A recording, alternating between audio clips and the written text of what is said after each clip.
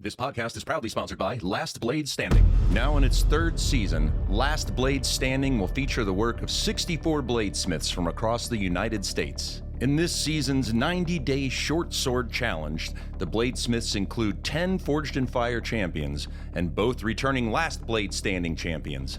The competition features special guests Ben Abbott, Forged in Fire Super Champion, as a competitor, and David Baker, Forged in Fire Judge, as the lead judge for this season. Join us for the live finale in Salisbury, North Carolina on February 25th, 2023. General admission tickets are available now at tickets.lastbladestanding.com. Last Blade Standing Season 3 is sponsored in part by Broadbeck Ironworks, Red Label Abrasives, All Nine Metals, Maker Material Supply, and Steel Stamps Incorporated. Get ready for Last Blade Standing, the bladesmithing competition. Bye, Daddy. I got to follow my dreams.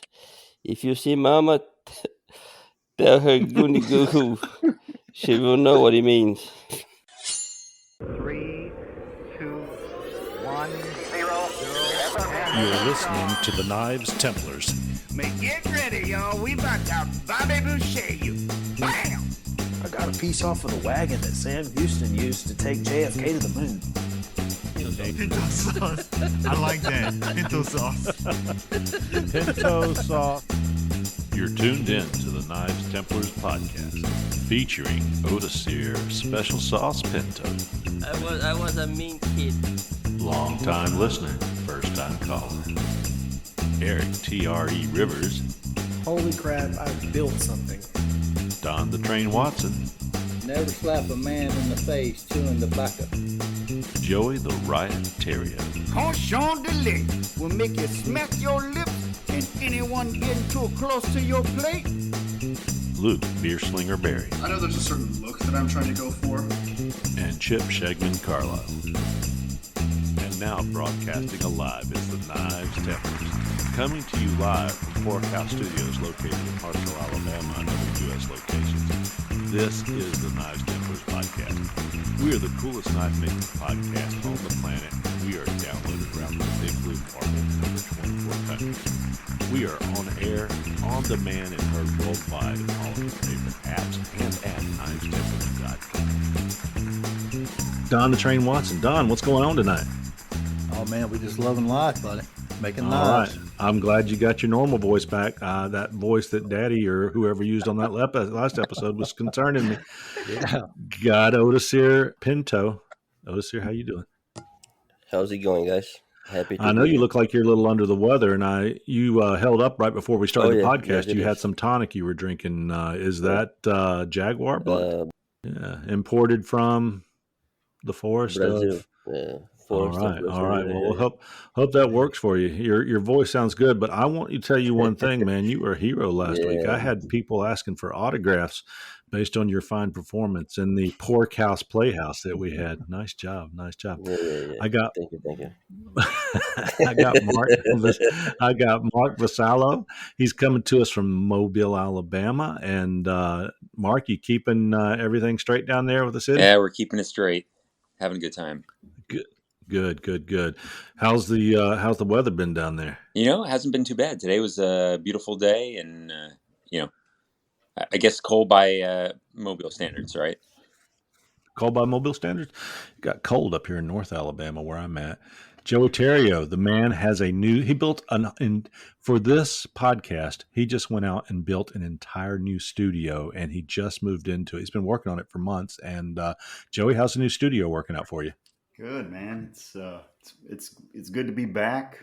Finally got moved in, new house, and good to see you guys. I'm just glad to be back. We're glad you're here. But you built a house and a studio?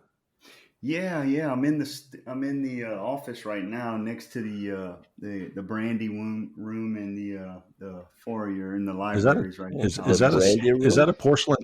that a porcelain toilet you're sitting on right now? No. The The house is so cluttered with so much stuff. I got the computer sitting on top of my filing cabinet, and I'm sitting in one of those little bag chairs. So, Well, congratulations on the new house. We're so happy you're there. thank you. And Appreciate we'll it. talk a little bit about your travels because I know you've done some knife traveling here in the last few weeks. So it's good to see you back. Yeah. Yeah, we'll catch up here in a minute. Hey, Luke, how are you doing? Doing well. How are you guys doing? You've had some visitors over the holidays, so you had to make sure everybody was taken care of, and it's a new year down at Pops. And It is. how's school going? No school for this semester, but next semester definitely going to be back on track. Well, that's cool. Sometimes it's good to take a little break. So are you focusing on the slinging flights this semester, or are you picking up more knife business? More knife business, a whole lot more. I've seen you dropping knives. Yeah, I've been trying to do 4 or 5 a week, so it's been really busy. Wow. Good for you. Nice. Good for you. Awesome. Well, you've got great mentors around you, and we'll talk about that a little bit later, but it's great seeing you grow as a knife maker. And guys, I'm Chip Carlisle. I'm talking to you from Hartselle, Alabama, the pride of North Alabama. We are the city of Southern hospitality, and we wake up every morning and we hear the cows chasing the farmer around that's throwing out hay. So it's a little piece of paradise down here. Guys, do you want to hear what's on the menu tonight? Oh, yeah. Please, I'm hungry. What are we looking at? Well, we're going to kick it off this episode with the brew review. And then we're going to follow it up with couldn't find any knife news. You can find knife news, but it's usually somebody chasing somebody down the street with a steak knife, and that's just not the news we want to report. So what's better than that? Well, let's talk about crooks anyway because they're stupid. So I found some dumb crook news. And, and then we're going to jump into the Maker's Mark, brought to you by Pop's Knife Supplies. And we're going to see if Odacir's mad about anything. I mean, he's drinking that Jaguar blood right now, and we'll see if we can't get him warmed up about something that's just been upsetting him with our eating nails and crapping barbed wire with Odacir Pinto. Got a little time for some feedback and questions. The main course, which we're going to do some knife making instruction tonight, because, this show is not only for great makers like you guys listening to us, it's also for new makers, intermediate makers, and we hope we get some of the best makers out there, and everybody be a part of this community that we are developing. And then we're going to just kind of check into what's ahead. With that being said, are we ready for the brew review? Oh, yes. Yeah, man. All right. Well, before I jump into this real cool one I've got this week, Don, what you drinking tonight? I'm drinking some Creo brew. Creo brew. What is Creo brew? It's made from cacao or the chocolate bean. Oh, that's right. And I know that you don't partake in the spirits. And not much. I know that you had to put a Florida man in your mouth, but but that's kind of like phrasing. That's kind of like saying the word fart. Somebody's going to laugh at that every time. That's right. But yeah, we talked about that on another episode. Odacir, we mentioned you are drinking Jaguar blood, but it looks like you've got a nice glass of red wine. Is that what you got there? Yeah. Little. My wife likes this particular brand. Ripple, yeah. Romagna, something Dolce, So cool little That wine. looked like I like Ripple it. to me. Yeah. Do y'all even know what Ripple is? Am I that old that y'all don't even know what Ripple is? Maybe. I've heard of it, but I've never had it. Y'all never watch Fred Sanford and Son? Yeah. Oh, Man yes. was always drinking Ripple. All right, Mark, I saw you hold your can up or something. Yeah, there. yeah. It's O'Doul's. Yeah. O'Doul's 0%. That's right. Now this is What are you drinking? You can't. It's got a trout on it, so it's got to be good. Okay, All right. something hearted ale. You have to read it to us. Two Hearted Ale From? Let's see, American IPA, brewed and bottled at Bell's Brewery in Michigan. In Michigan. Great state. Joey, you teetotaling tonight? Yeah. I got some Knob Creek. Do you really? In a styrofoam cup. I can tell. I've got. Classy, I like it. I've got some Knob Creek stories I can tell. Not here, but that's some good stuff. That Single Barrel Reserve, I got a couple bottles of that, and yeah, that's some delicious bourbon. Luke, you got some Schaefer or some Pabst or? Yeah, no Miller High Life tonight. I'm going with the dry mouth. I'm a little thirsty right now. You're a little thirsty? Well, feel free to run downstairs and grab you something real quick. Well, guys, I want to talk to you about something. Actually, right now, I'm drinking an old man's I Got a Belly beer. It's called Michelob Ultra. So, but I do take the opportunity between these podcasts to hit some of our local breweries and also try to get some stuff from out of state, as you've heard on some of the previous ones. On this one, I went to a brewery that we've got here in Decatur, Alabama, called the Cross-Eyed Owl. And it is a wonderful little place to visit in an old building downtown Decatur. And I tried their Maple Pecan Ale. You say pecan or pecan? What is it? Pecan. Pecan. Pecan. You know what a pecan is? A what? A pecan? Yeah, a pecan is where you go in the woods and you pee in a can. Why would you pee in a can if you're in the woods? I'm definitely not drinking maple pecan. Pecan ale.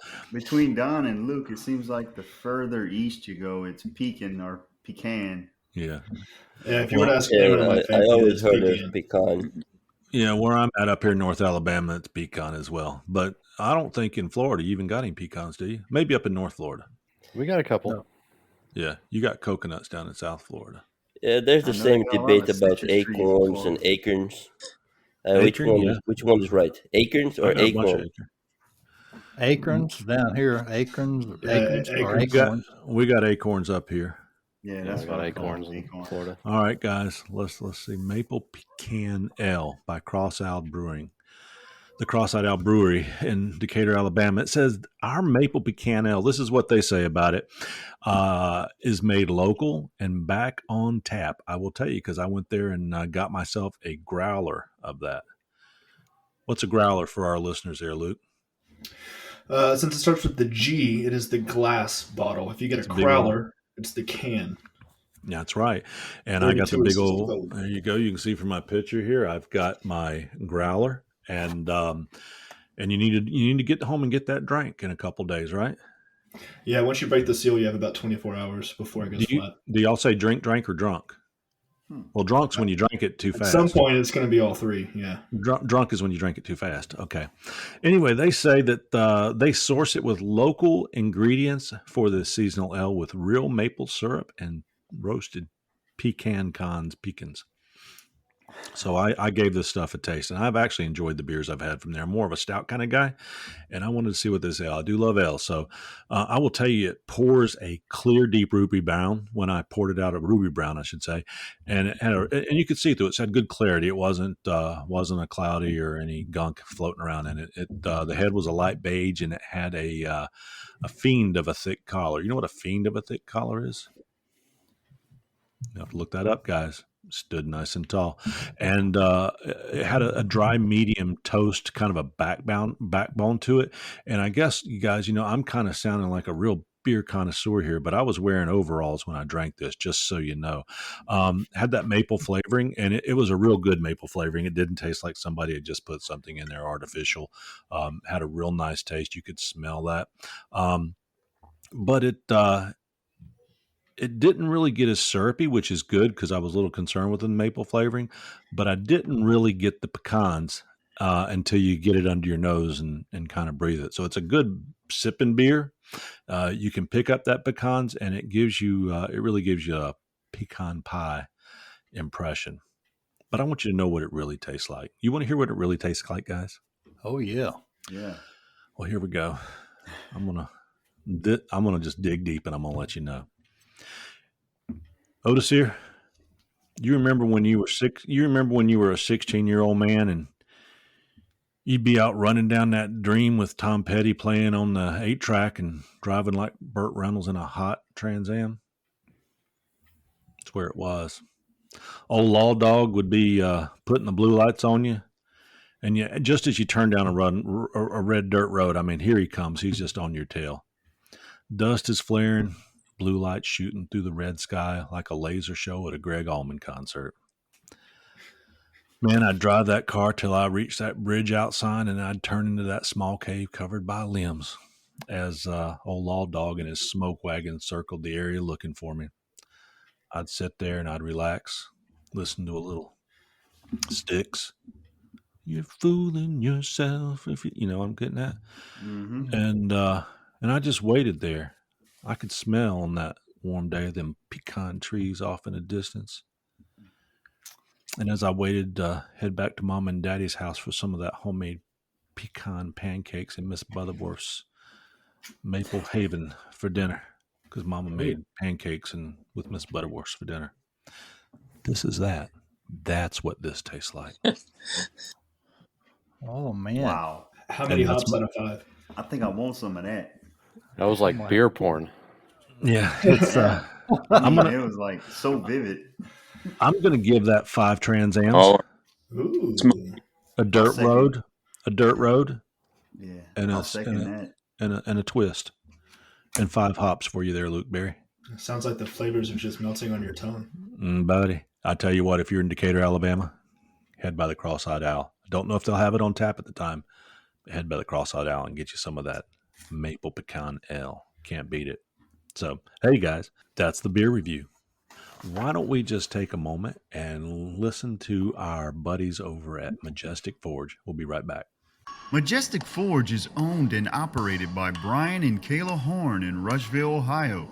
With many years of experience manufacturing 2 to 5 burner gas forges, Majestic Forge is your #1 source for blacksmith forges, farrier forges, and specialty forges. They are dedicated to creating top-of-the-line forges at a price you can afford. Majestic Forge has supplied forges to blacksmith schools, high schools, colleges, production shops, and TV shows such as Mythbusters. And Majestic Forge is the forge of choice for televisions forged in fire. Knife makers are in luck as they offer forges that come with 2 or 3 deluxe burners. Here at Knives Templars, we are sure that you can find a USA-made Majestic Forge to suit your needs. Check out your next forge at majesticforge.com. All right, guys, go out and get you a Majestic Forge. I was real excited lately. You know, they said they've had some people that said that they bought their forges because they're listening to the Knives Templars. Isn't that That's exciting? awesome. That's good. That is exciting. I am loving that. That is wonderful.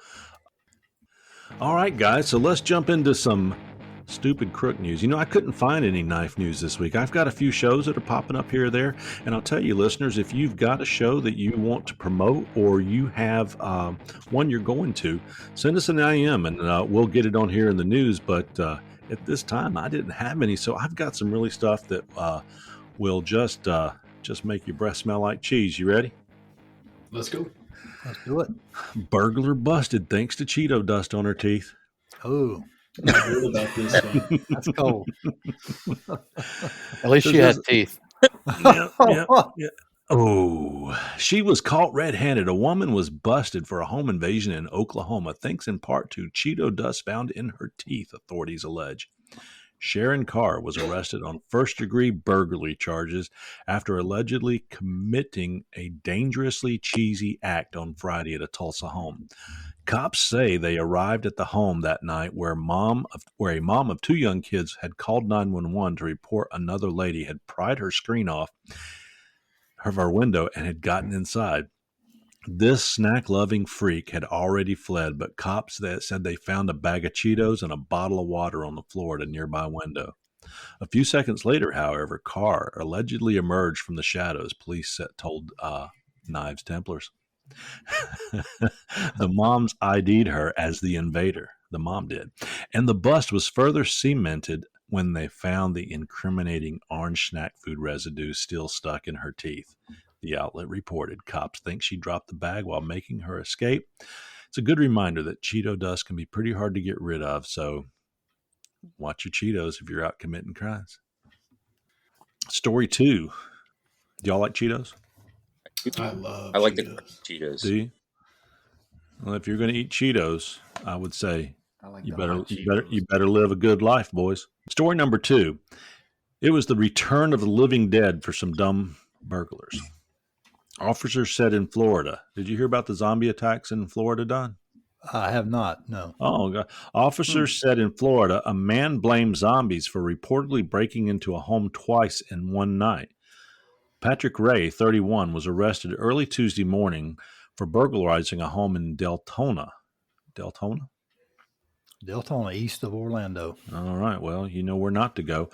And allegedly stealing a number of belongings, including a pink selfie stick, a wallet, and car keys. Those are valued by zombies, I hear. According to the Volusia County Sheriff's Department, Ray was called on surveillance. Volusia.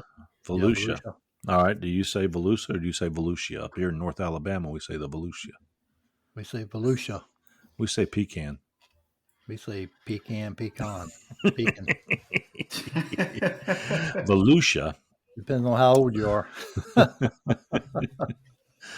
All right. Ray was caught on surveillance cameras, according to a key from a parked vehicle in the driveway of the house. He had the homeowner told deputies that he woke up at 3 a.m. after hearing Ray going through his dresser drawers, and said Ray walked out of the home when he saw him and then returned minutes later wearing a stolen coat. Ray allegedly told the owner that there were zombies trying to get him and he felt uncomfortable outside. The owner called police, blocked Ray from leaving the home until they arrived. Ray faces burglary charges and was booked at the Volusia County Jail. He's being held on $17,000 bail. You got some weird people down there in Florida, Don. We can, yes. We do have some weird ones. Yeah. Volusia zombies. Be careful with that. That's all the news we got. You guys got anything going on weird in your communities? I think you done pointed out my neighborhood. Yeah, nothing going on down there in Louisiana? Yeah, there was a guy in North Louisiana, store clerk, Dollar General store clerk.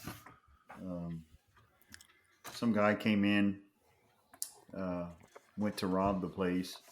Store clerk ended up shooting him, but when he shot him, he also shot a customer. So they arrested him for manslaughter. Man. Oh, really? Yeah. Yeah. Well, I'm kind of hoping the judge kind of, or the DA kind of rules in his favor to let him go, because this was a known store to get robbed. Right. All the time. Yeah, that's very unfortunate, and I don't know how really to think about that too much, other than yes, it's extremely unfortunate on that side. But what do they say when you got a gun in your hand? Keep your finger off the booger. To keep your finger off the booger picker, and don't until you're ready to use it.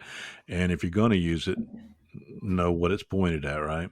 So, unfortunately, that is unfortunate for somebody that had to have a split second decision. But I tell you what, that's why practice is very important when we are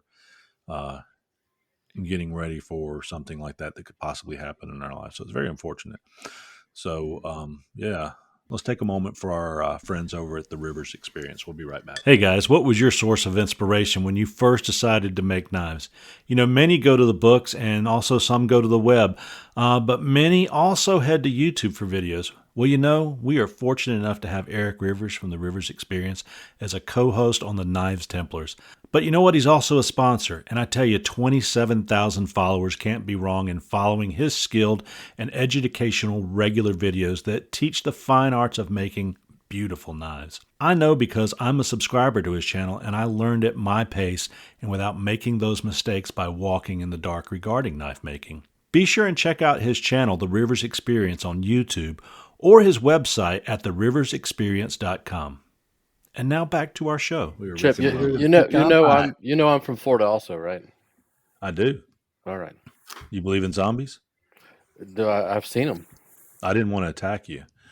Yeah. I didn't want to attack you, not knowing you well enough to know how you felt about zombies. We call them snowbirds, but same thing. Oh, I didn't want to say that, man. I was snowbird. We have a place over here called Marshall County, and we call that Meth Mountain, and we call our zombies meth heads. So, what a meth! No, like bath salts was a that was a thing. In Florida. Yeah. Yeah. People chewing on people's faces and whatnot. Yeah. Joey, would you like to fill us in on what your favorite part is for Luke? Sure, Chip. My favorite part is the Maker Mark series. It really is for me too. Luke, where do you work? I work at Pop's Knife Supplies.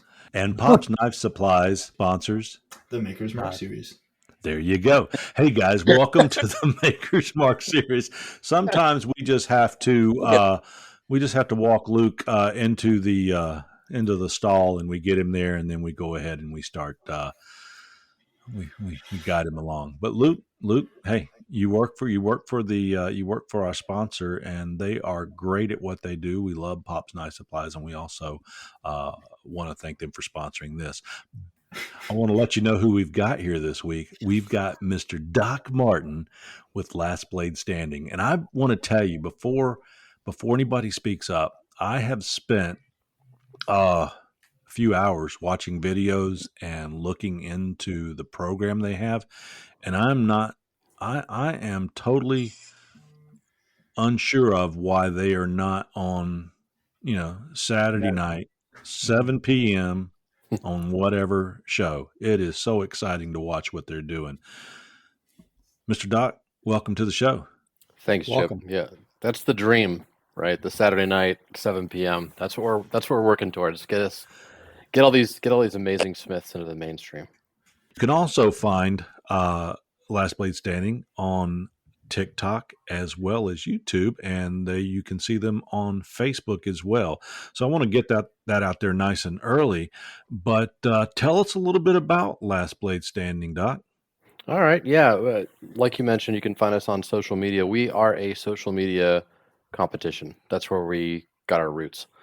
There were a bunch of us just kind of hanging around one night. There might or might not have been a little bit of bourbon and some beers involved. And we decided that we wanted to make a bladesmithing competition for bladesmiths.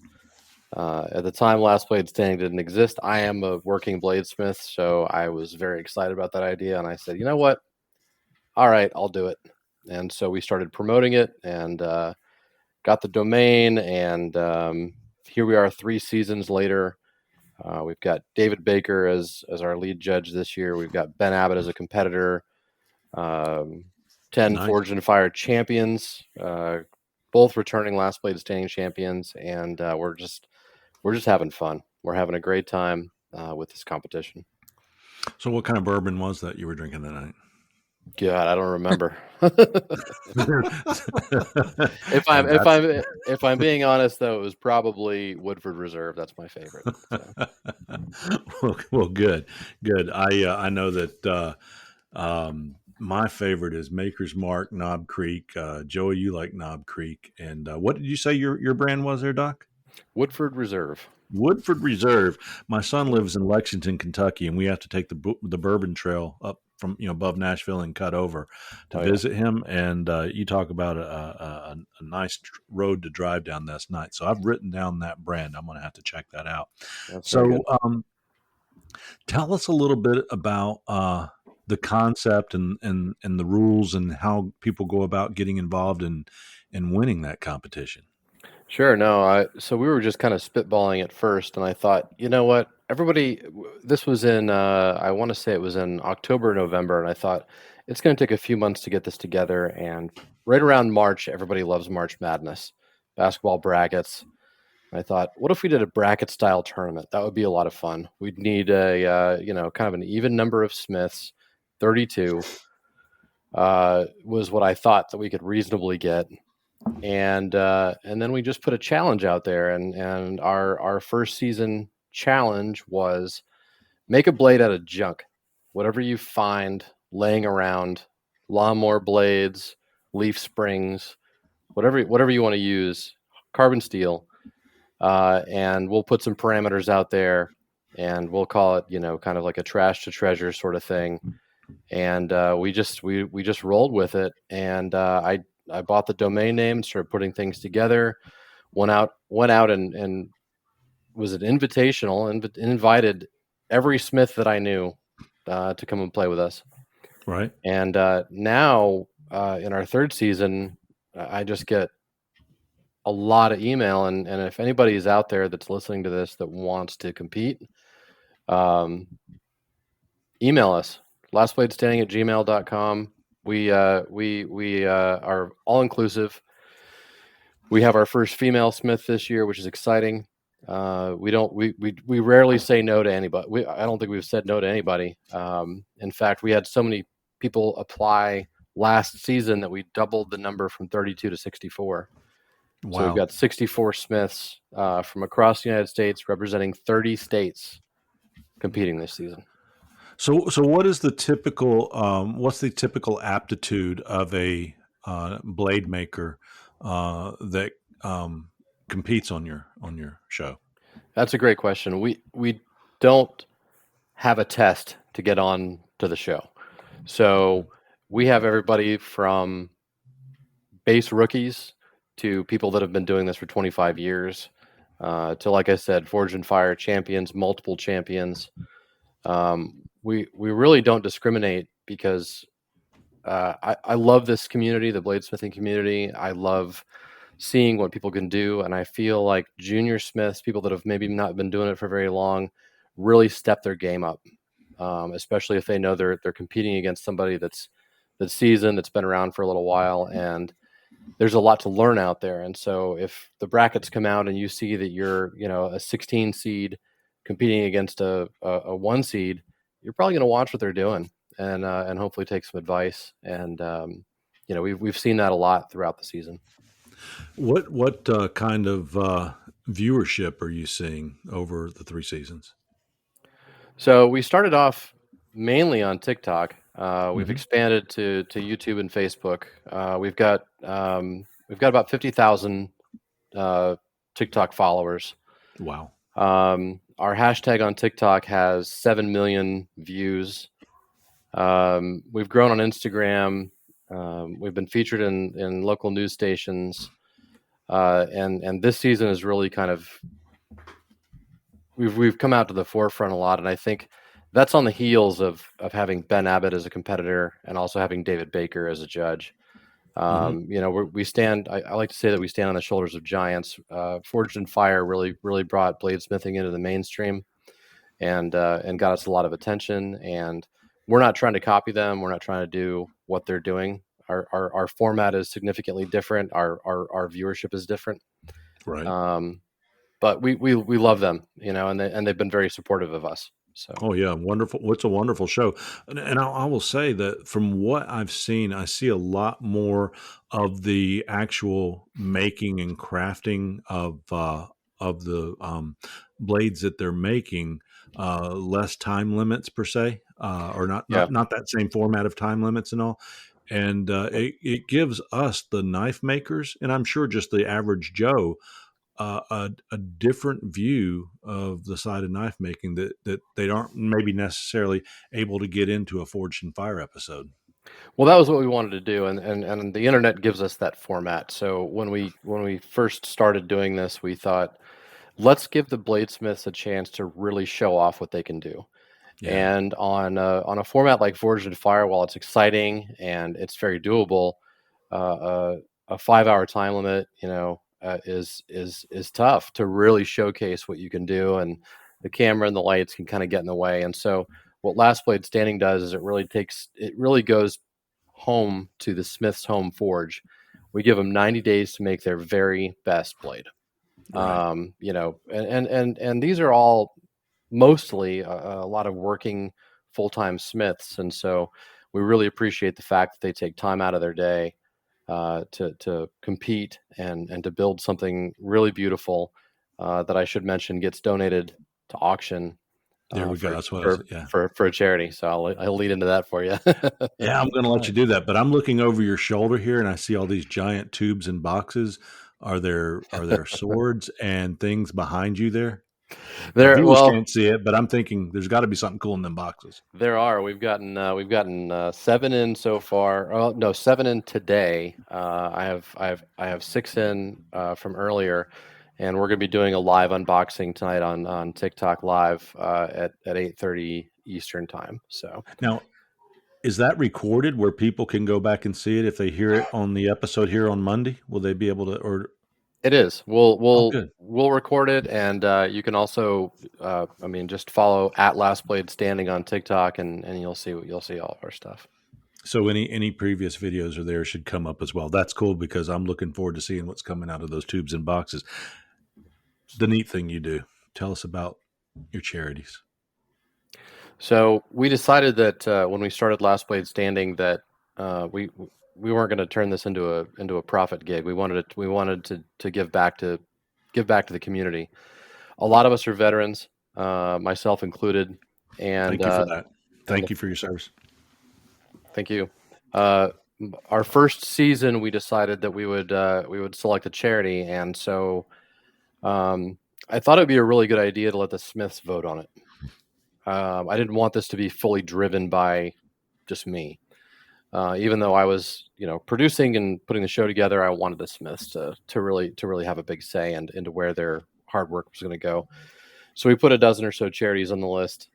We selected Canines for Warriors, which was awesome because they're based here out of Jacksonville, Florida, which is where I am. And we were able to present a really nice check to them at the end of the season, which was exciting. Season 2, it benefited Mission 22, which is a veterans charity that aims to prevent veteran suicide. And then this year, the Smiths selected the National Pediatric Cancer Foundation, based out of Tampa, Florida, as our charity. So 100% of the auction proceeds from all of the blades at the end of the season goes directly to that charity. So we want to recognize those makers as well, because like we've said that, or you've said to me, certainly when we talked the other day, that they are donating these. So the time that they've put into them, it's just a teetotal group effort, as you were discussing. That how wonderful is that? One of the things that we think is important with the Knives Templars is sharing, stewardship, relationships, helping to people to grow, and this, that, and the other. So what you were doing, and not only providing these beautiful works of art, functional art is what I call them, to someone that has the ability to bid on one and to get one. I'm sorry, is it a bid or is it a purchase? It's a bid. Yeah. Okay. So we put them up with a reserve price, and then people bid on them. Very good. Okay, good. I want to make sure I didn't misspeak. But to be able to do that and then have it go over and help those that are in need. And, when I said thank you for your service, I will let you know, coming from family in the military, and I was not myself, but I certainly respect the people that provide the freedoms that so many of us take for granted every day. So the fact that where you started and now letting people decide is the noblest of deeds. So thank you so much for that on all fronts. No, absolutely. It's something very passionate that we're very passionate about, all of these Smiths. I'm excited for you guys to see some of the blades that are coming out from this show. Some of them are they're just breathtakingly beautiful. These Smiths are professional, consummate professionals, and some of their blades would normally sell for thousands of dollars, and they're just giving it to us to put up for charity, which is amazing. Yes, sir. Hey guys, I don't want to grab this whole interview. I'm sure you guys may have some questions. I love the idea of the platform. I'm a huge basketball fan, so to hear that you're doing a March Madness style thing, I mean, being from Kentucky, it's basically it makes sense. That's a religion, man. I bleed blue every day. Sure. But I think it's a really unique platform, a very awesome way of doing it. But one of the questions I have is there any cannot with the competition? Does it have to be like a forging competition? Does it have to be stock removal, or is it just open, do whatever you want? It's a great question. So we put parameters out there every season that the Smiths have to adhere to. We don't discriminate because there are bladesmiths, there are knife makers, there are blacksmiths out there, and they've all got different skill sets and different talents.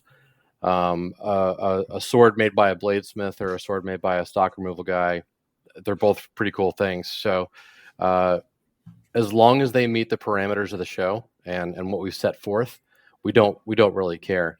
Although that being said, the previous seasons have really sort of favored. The first season really sort of favored blacksmiths because we were asking them to use scrap steel. Last season really favored sort of bladesmiths because we asked them to make canister Damascus, which is not a terribly easy thing to do. There's definitely a skill set involved in that. So, and then this year we asked them to make short swords, and so people that aren't familiar with that and haven't done that before, it's a challenge, myself included. I as a maker myself, I always make a blade for the auction. So I know how hard it is. Well, I know you've got that unboxing tonight, but tell us a little bit about your brand, your Maker's Mark, and a little bit about what you do. Oh, okay. Yeah, sure. Thanks. My brand is Martin Forged. My website is martinforged.com. And I've been making blades for about 4 years. I specialize in Damascus. That's my favorite thing to do. And I probably shouldn't say this, but I got started bladesmithing because I watched a lot of Forged in Fire, and I thought this is the thing that I want to do. I was a maker before that. I was a woodworker for many years before that, and then and that's really helped me out quite a bit with my blades, being able to fit handles to them and select wood, figure that stuff out. So now you're a tech guy, so I assume that you have a website for your blades. I do. My website is martinforged.com. It's got a D on the end of it, Martin Forged. Excellent. And is your forge located at home, or do you have to travel to it, or right now it's at home. I've got an outbuilding at my house where I do all my forging. I set the forge up to kind of mimic the inside of a Forged in Fire studio because I didn't know exactly what equipment to get, but I kind of knew what I wanted, and so we can talk about the equipment later if you like. But my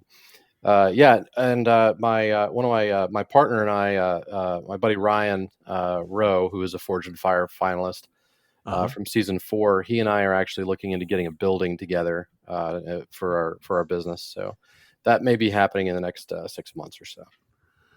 And so tell us about your equipment then. We'd love to hear you. Okay. Well, I run a broadbit grinder. That's my baby. I know Ryan Broadbeck pretty well. I've been following him since Forged in Fire, and was really excited that he started his business up. And I've met him a handful of times. He's a really great guy. Nice family business. Always a wonderful table to visit at Blade Show as well. Absolutely. And or usually not a table, a booth, I should say. Booth, yeah. They've got the booth there, and they usually have a couple of Forged in Fire judges floating around, and some champs and finalists. And then I've got a Coal Iron Works 16-ton press that I use for my Damascus. Nice. Those are my big ones. I built my own forge. I've got a Peter Wright anvil from 1868, I think is when it's from. Wow. 200 pounder, and then I've got a Grizzly mill press. Did you have to resurface it, or how did you? What did you have to do with it?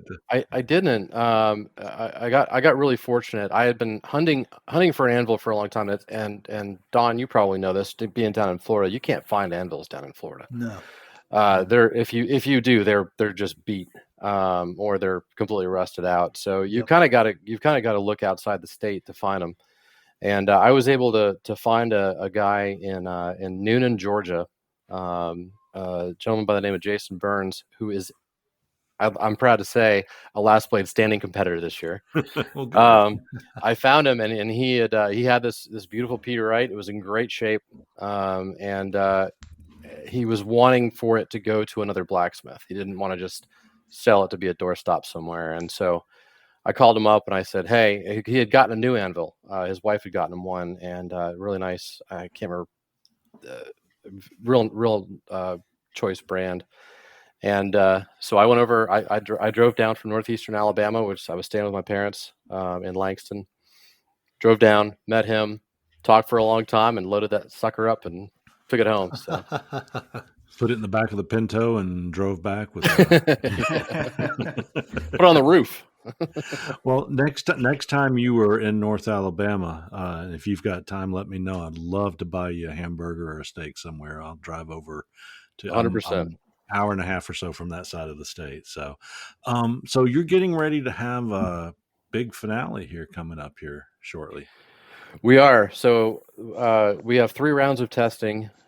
First and second rounds we're going to do here in Jacksonville. We're going to eliminate the field from 64 Smiths down to 32 Smiths here in Jacksonville, and then I'll be hauling 32 blades up to Salisbury, North Carolina, on February 25th for the finale, where we'll do the ultimate testing and whittle it down to a single champion. Well, I will tell you, since you and I talked, I'm looking to see if I can't finagle my way into Salisbury. Yeah, Chip, I'm from North Carolina. I'm from North Carolina, and we're talking about how to say things on this episode. Salisbury. Salisbury. I know. I can't even say it right. But I'm going to see if I can't finagle my way into that over well, there, Chip, we'd love to have you and any of you guys on the show. If you're interested in coming, let me know. I would be honored if you'd be my guest on that. For regular folks, we've got ticket sales available at tickets.lastbladestanding.com, and you can get those for $20. Well, Doc, I want to say that we are looking forward to promoting what you do indefinitely, as long as you're there and as long as you'll have us to promote you, because you kind of follow along the same theme that we do here. We want to give back to the community. We want to teach. We want to grow. And some things, the important things in lives aren't always measured in gold. Sometimes it's how your heart grows with how you're involved. And 100%. I believe when you and I talked, we talk about enriching somebody that maybe does not have a skill, that picks up that skill, like you and I and the other 7 people associated with this show, that we all started somewhere. And that's just somebody, as little as we are as a podcast at this time, but somebody we want to promote and continue to sing your praises and promote not only your show, but your future success. Well, Chip, thanks. That's I really appreciate that. It's an honor to be on this show. We're really excited about Knives Templar. We're definitely going to be promoting you guys too. So thank you so much. We're excited to be a host, or excited to be a sponsor. And thanks a lot for having me on the show tonight. Well, one thing I have to say as we get off, a couple of things we do is you are welcome to come back anytime and talk about what you're doing.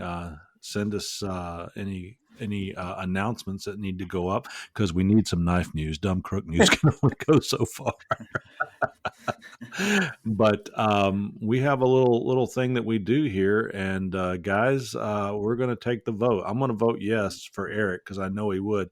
But is Doc Martin, is he a honorary co-host on the Knives Templars? Oh yeah, Don. I gotta count. I gotta write this down. Have you not seen all the votes they're doing in Washington this week? Let's go through this. It's like the 9th round. Okay, let's see if we can do it in one vote. Here we go. Don the Train Watson. Oh yeah. All right. Marc Oh yeah, Vasallo. I'm in too. He just says, I don't want to be a rookie anymore. Odacir Pinto. Aye. Man, he was thinking a lot. Well, I was sweating that one. He knows how talented you are, Doc. Odacir, I could see Odacir making some knives with you guys someday. Joey? Absolutely. And Luke Berry. You have my vote. Oh, yeah. Man, you're 100% in. And what that means is all you have to do is call and say, hey, I want to come on your show. And we can't tell you no, because like the Grand Ole Opry, once you're in, you're in. Just don't pull a Johnny Cash on us and start kicking light bulbs out on the stage, and we won't have to kick you out. I would never. Doc, bless you. Bless what you do. Continued success. Thank you for coming on and being a part of us, and letting us be a part of you and your group. And we hope to have you back more, and we're going to communicate and develop our relationship with you, because we want to see what you do grow for many different reasons. Thank you so much.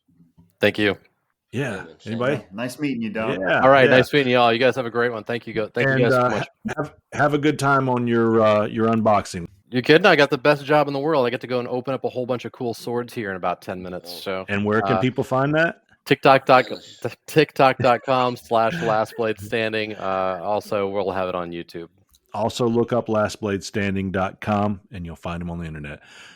All right. And now a message from our guys over at Pops.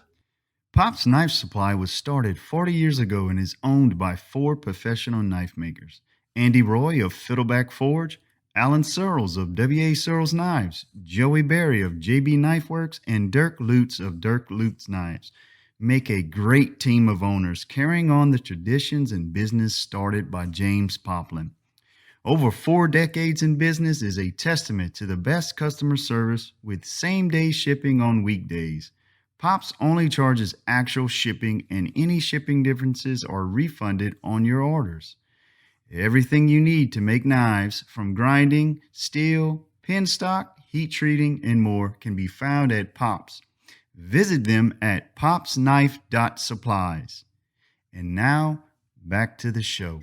Well, I've actually been doubling the amount of knives I've been grinding because I help grind McKenna's dad's knives as well. I'm grinding his blades, and he's doing a lot of the handle work. But so whose maker's mark goes on there? If it's his design, we're putting it on his knife. But then if it's mine, it goes on my designs. But let's just say the tips of my thumbs and my pointer fingers, they are roasted. Burnt. Oh yeah. I thought you guys were going to come up with your brand. Wasn't your maker's mark like 2 knives grinding or something, like two men and a grinder or something?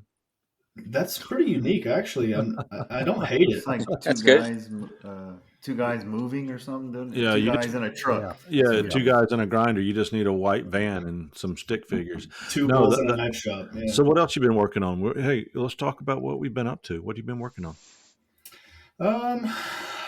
I've had a couple special orders that I've been doing just for individuals. Trying to keep up with the amount of knives I need to get out on Fiddleback Friday is a lot. And it's kind of a reason why I'm not back in school this semester, because the demand is high, and I've found that a lot of what I make, it's going to go somewhere. I'm not going to have an issue with finding a new home for it. So just keeping to the grind, man. Yeah. Yeah. Well, that's cool. How many credit hours you got left to graduate? If I don't put you on the spot here. 24. Well, heck, you don't. 26. That's not too bad. No, 8 classes. It's just 2 foreign language classes. Is not my cup of tea. I'm not the best in la clase de español. Well, you could have Odacir get you some AirPods and have Odacir help you out there. But we're not saying cheat. We're just saying, when you're out of class, you could, Yo necesito ayuda, por favor. Un poco. You're doing good enough for me, man. Más o menos. Boca cerrada no entra moscas. Oh, that was pig Latin for you kids back home. No. Boca cerrada no entra moscas. That's why I'm failing Spanish. Odacir, you want to help him? Yeah, what do you need me? Need you translate? Yeah, just translate for him. I know what I said, but you can help him. He said a closed mouth won't get a fly inside. Really? Boca cerrada no entra moscas. Thank you very much, Odacir. Yeah, anytime. And I may not have said that perfectly. I probably sounded like I was from Alabama trying to speak Spanish. But anyway, it's a beautiful language, Odacir, I have some listener feedback before we jump into you here, buddy. I know you've been crashing on the internet super highway tonight. And we've got you back loud and clear now. Mr. Brian Davies instant messaged me this week. He says, tell Odacir to pick me up some of that jerky from Bucky's. The Playhouse was a riot. Thank you, Odacir. What'd y'all think about that episode? What'd y'all think about our Playhouse? I liked it. It was hilarious. I mean, yeah, I'm not much of an actor right there, but every now and then it's fun to. You know what? That made it perfect that you were not an actor. I find myself in the jail with no clothes on, and it reminds me of doing what? Yeah. I listened to it. I can hear Odacir and just the sound in his voice. He's like, "No, Daddy, I cannot do that. Now, the sound effects weren't too bad. I'm going to get better that next time, but y'all didn't. Of course, when we recorded, y'all didn't hear the sound effects, so I was having a little fun with that, running around and getting those kind of things. So we're taking a Templars vote tonight. Are we going to do more Porkhouse Playhouse? Not for a while. Odacir says no. Don?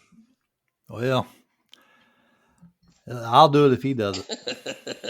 Oh, How about you, Tone Loco? You gotta come off mute, Tone Loco.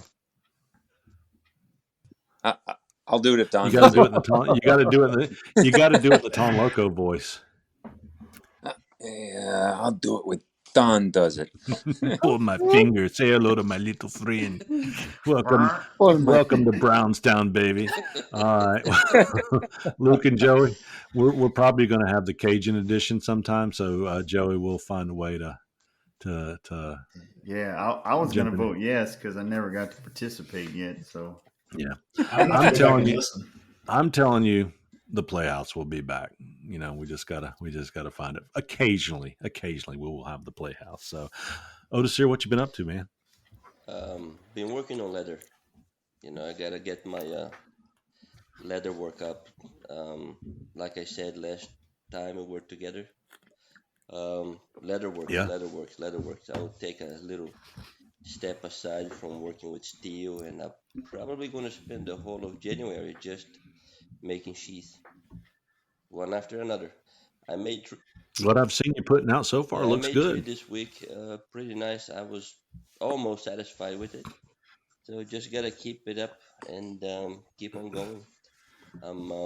Make a quick trip to Tangy Leather tomorrow. Gotta get me some dye and a couple of rivets, and see where it goes from there. You going to pick up some leather as well? No, I got half of a cow still, so I'm good.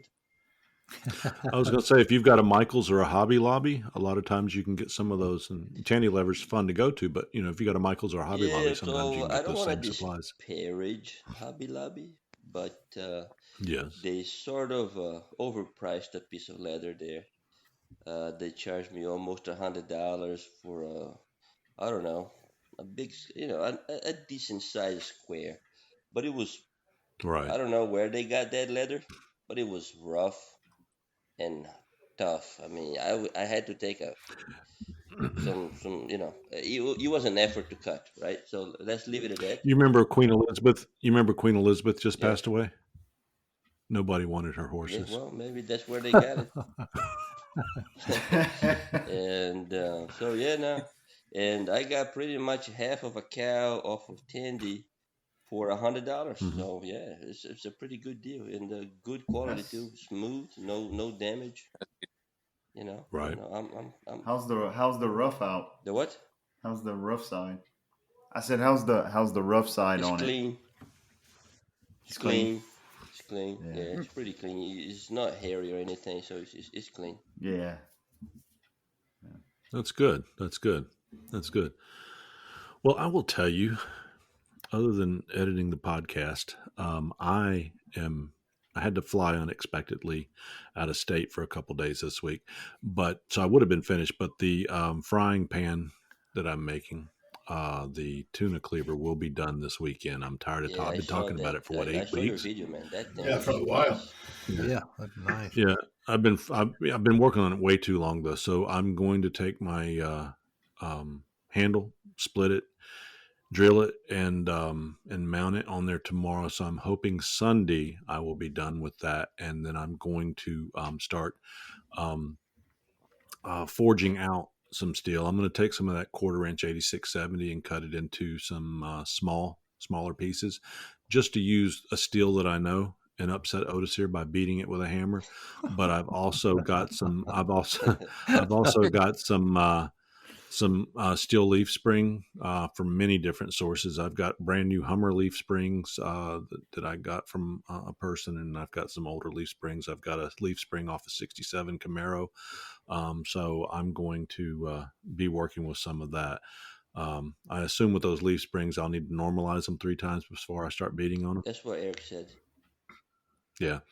Because I'll tell you, the first time I made a knife and I didn't normalize it, it really tears you. You beat for a long time till you realize, oh yeah, that step about normalizing. But here's one of the cool things that happened. Not really, but kind of knife related, because I use it with editing the podcast and such. Is while I picked up a bunch of video making equipment. I've got some really nice professional setups and also some field type setups that I'm hoping to get into some really cinematic type forge to field. I know that I don't want to, not trying to knock off on Erick's forge to finish, I think is what he calls it, but forge to field, which means I want to take them from the initial concept, taking a soapstone, drawing up on that steel, forging them out, and all the way to the point out where I'm making bannock out in the forest or doing something, really, really kind of cool, and take a really cinematic approach. So I'll be doing some color editing and shooting in some cinematic speeds and with the proper camera lenses and such. Excuse me, I'm learning as I go, so I'm getting stumbled up here. But I've got a pretty good eye for that, and some of the stuff I've done in the past that I've taken my time to do with the technology I've had has turned out well. Not necessarily where I'm just put a knife out on YouTube. That's just an Apple iPhone and a video camera. So I'm hoping to make some really cool stuff there. But here is the coolest thing I did. I've got a 2017 iMac computer, and what's this got to do with knives? Because I use my computer for all this stuff. I do knives. And since we bought it, it ran as slow as molasses about 2 weeks after I bought it. Couldn't take it back, and I just complained. And I had bought one with, you would think when you spend $1,200 on a computer, it ought to be pretty darn good. And it came with a Fusion drive or whatever they called it. It was their hard disk drive back in 2017. And it literally took 3 minutes for the computer to took on. You could save something. It took a minute and a half. You could open up a program. It took 2 minutes for it to open. We hated this computer. So my wife, I got a MacBook, which I've been using, but I enjoy the big 27-inch screen, which I was losing. So, but I never used it. So she got a new computer, a Windows computer, and I was going to throw that Apple in the trash and salute it and probably beat it with a hammer just to say goodbye. And I did one last search. I never found this before. It appears that Apple's quit putting hard disk drives in their computers. They're only putting SSDs in them now, the solid state drives. Mm-hmm. And people are starting to post all of these videos on how to replace the disk drives to a solid state and how to add memory to these things. And it's kind of like when you use those kits to take the screen off the computer and open it up and go inside. It's a difficult process if you're not technically competent. I know somebody like you, Joey, who's building the Tobots and such, or any of you other guys that have that. But if you've got that technical expertise, I put a 1 terabyte SSD hard drive in here, Kinston or something like that. Went from 8 and just upgraded to 16 gig of memory. And all of a sudden, I've got a speed machine that's as fast as I can tell.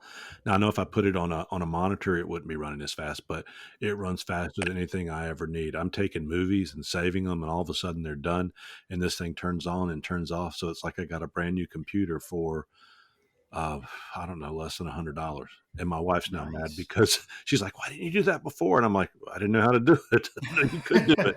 And so tonight I'm recording on that machine and loving life. So I'm tickled to death.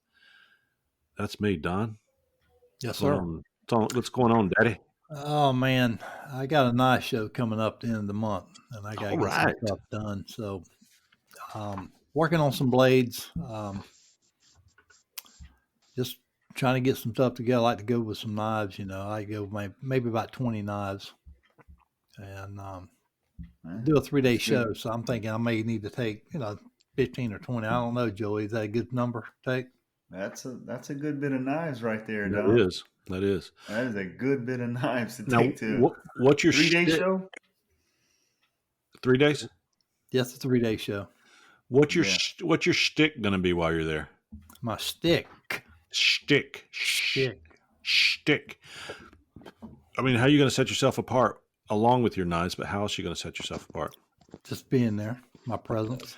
You ain't got a cowboy hat, A vest, a cowboy hat, and a vest. No, Pair of Cowboy knives. hat made out of wood. no. I'll have a gator head on my table. That'll set me What up. about will that Clint Eastwood wooden hat fit your head? Yeah, but I wouldn't want to take that. Okay, you got to come up with a shtick. I don't know. Maybe get a Batman costume or something. I don't know. But you got to stand out in the crowd. You got to bring something. Maybe you can order a Knives Templar shirt. There you go. Hey, listen, though, seriously, when you do go, and I'm joking, you stand out in the crowd anyway. You're a decent fella. When you do go, do like Joey and them have done in the past. Get the QR code reader and take some little leaflets for the Knives Templars and throw it on your desk. That's a good idea. Let people know about us, and we would appreciate that. So did you make that knife for your neighbor yet? He said he wanted one more from you. No, not yet. That's one of the ones I got to glue up and get done. Man's just got to wait. Yeah, he told me don't worry. Whenever you want to do it. So that's good. What's your new sandblaster? I see. What you doing with that? But I'm gonna tell you right now, I sandblasted a stainless and did some 8670 and then put it in my new shaker. Mm-hmm. Man, what a finish, man! Beautiful finish. Where'd you get that blaster at? Bought it. They had that 25% off at Harbor Freight. Yeah. And I went in there and got that. I was, when you buy a sandblaster, first thing you want to know is, do you have a big enough, compressor to run it? Yep. And so I called a guy that a good friend. Now he's a good friend. I met him off of Instagram, and because he has an Eastwood tabletop blaster, and I asked him what size of compressor he runs. He goes, "Oh, I ain't got 5 CFM." He said it'll run it really well with glass beads, and he's right, it did. So I went on down there and got it, and got me 50 pounds of glass beads, and now can you use that? Can you use that to clean the decarb or clean the? Yes. So you can take it down to, it's going to be kind of a matte, rough finish. What if you wanted to sand it back out to 600 or 800 grit after that? Is that easy enough to do, or would you still use a sandblaster for that type of finish to bring it back up? I probably wouldn't do that. Okay, just if you're do the handle, but if you're gonna do the blade, I wouldn't do that. I would just okay. But I don't know anything about hand sanding blades. I've never done that before, so. But I would not do that. You can do the handle, but then you have to. If you're gonna hand sand, you just go ahead and straight up hand sand. You say you have never hand sanded before. What is your finish treatment? Belt finish. Belt finish. Yes. Mostly with a what belts are you using? Trizac. Gator belt.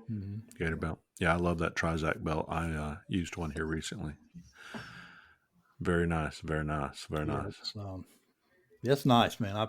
I learned that from several guys. Andy Roy is one that kind of helped me with that. He helped me a lot starting out, and if I can't, the only thing I do a little hand sanding is my handle scales. I know when you do if you do a lot of epoxy scales with epoxy, you will have to hand sand. That ain't just, it's not like G10. It's not like micarta and all like that. If you're gonna have to take it up to 2,500 and then buff it out. So. Yeah, that acrylic. It shows the scratches pretty easy. As soon as you buff it, you'll see the scratches. Like, crap. I can tell you this: hindsight being 2020, the tuna cleaver, the big Katuna, would be a different type finish, because as much as that thing took to sand, I would have sent it down to you and let you blasted it for me. I'll blast it for you, bro. Stuck it in some acid after that. Yes, sir. But now it's done. Yeah. Now it's done. Don, sounds like you've been busy. This podcast is proudly sponsored by Last Blade Standing. Now in its 3rd season, Last Blade Standing will feature the work of 64 bladesmiths from across the United States. In this season's 90-day short sword challenge, the bladesmiths include 10 Forged in Fire champions and both returning Last Blade Standing champions. The competition features special guests Ben Abbott, Forged in Fire Super Champion, as a competitor, and David Baker, Forged in Fire Judge, as the lead judge for this season. Join us for the live finale in Salisbury, North Carolina on February 25th, 2023. General admission tickets are available now at tickets.lastbladestanding.com. Last Blade Standing Season 3 is sponsored in part by Broadbeck Ironworks, Red Label Abrasives, All 9 Metals, Maker Material Supply, and Steel Stamps Incorporated. Get ready for Last Blade Standing, the bladesmithing competition. Marc, our rookie. Welcome to the show, Marc. Yeah. Glad you. And now that we know that we can have 8 people on at any given time, nice. that gives us all 7. The 7 of us can be here and 1 guest. And if we need to bring on an extra person, we'll just kick the rookie off for 5 minutes and bring him back.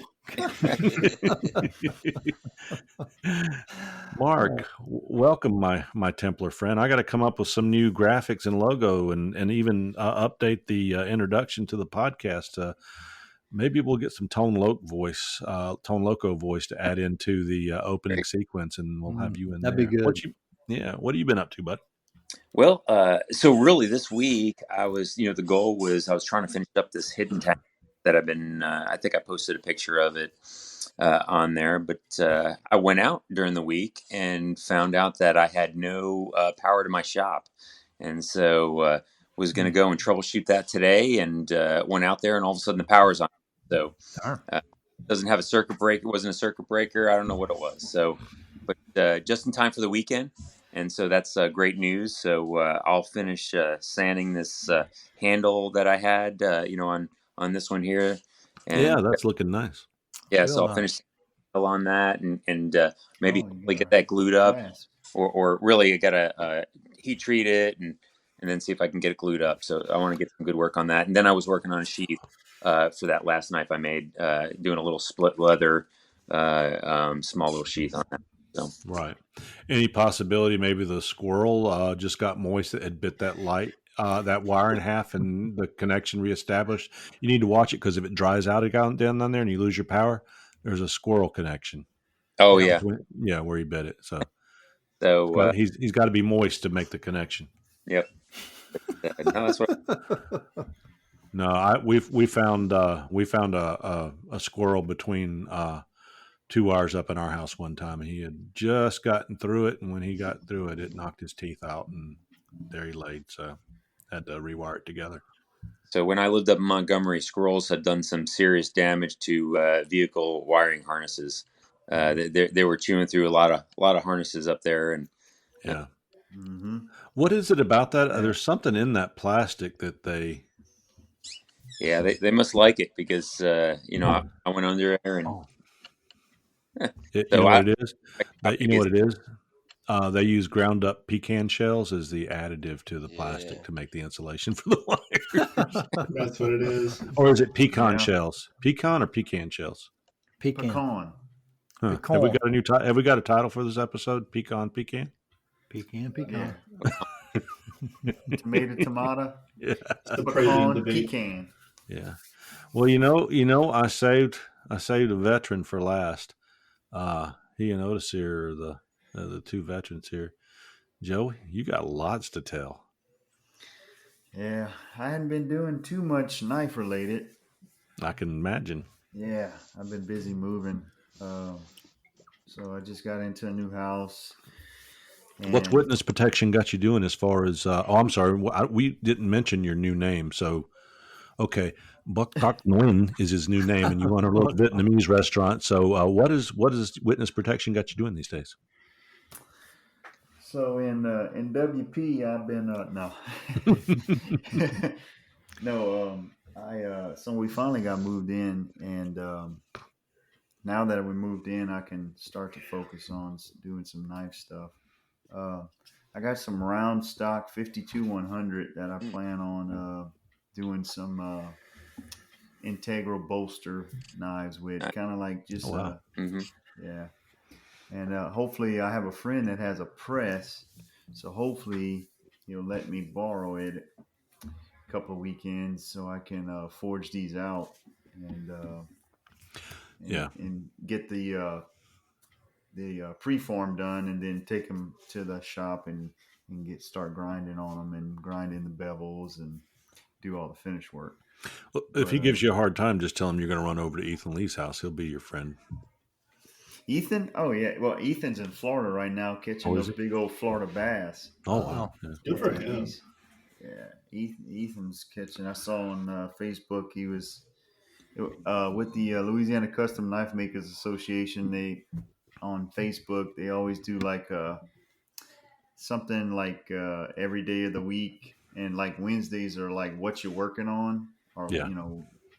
and everybody in the group will post what they're working on. And I saw Ethan was in Florida. Man, he must have looked like he had like an 8 or 9 pound Florida bass. Nice. I mean, Yeah. this thing was Large huge. mouth of peacock. Who's being killed in the background?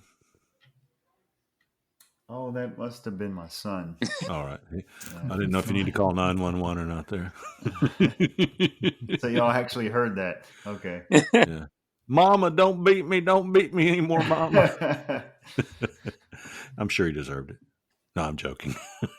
But no, other than that, yeah, I hadn't been doing much knife stuff. I did a couple of shows, which you guys saw. I did the show in Conroe. Yeah. Actually didn't even show any knives. I just went over there. Chris was over there, so I just went hang out with him. How's he doing? Chris, yeah, man, he's doing good. If he can stop ever getting sick, but he's always getting. Every time I turn around, he's always getting COVID or something. But sorry to hear that. No, he's doing good, man. He's I helped him with a few designs on some culinary knives, and so he's been working on that, and he's busy with his job. He's always traveling. Right.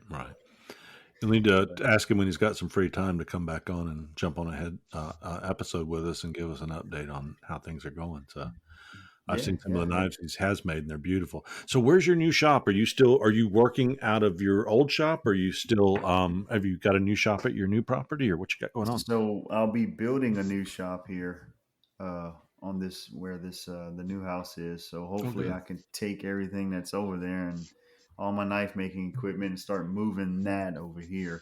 Yeah. And that way everything will be at the house. That's the way to go. Well, that's very nice, but that's wonderful. I tell you what, you need to get Erick Rivers to come over. I hear he's got a belly vise that he uses to hold the walls up while he's screwing them in. So you don't have to buy a vise; just invite him over, give him a steak because he loves meat. Odacir doesn't he love steak? Man.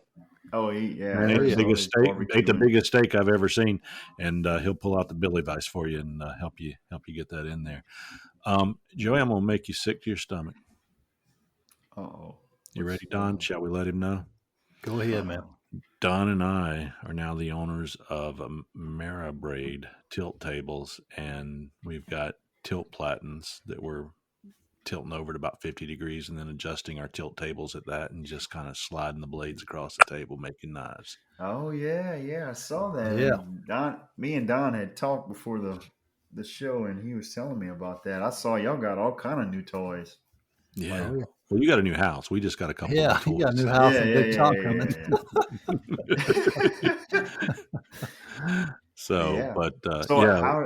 How do you like that? I've only done some sample stuff right now, run just some stock across it just to see it, and I love it. I just kind of eyeballed the angle and everything just to get an eyeball for it. And Don, I did put the tape on the table like you'd suggested. Yeah. Very nice. And just so you know, I sprayed a little silicone on the tape when I did that, little spray silicone I got, just very lightly. And it was beautiful. It felt good. So I don't think I'll make every knife I make that way, but I tell you what, it'll be one of my preferred methods for running them across there.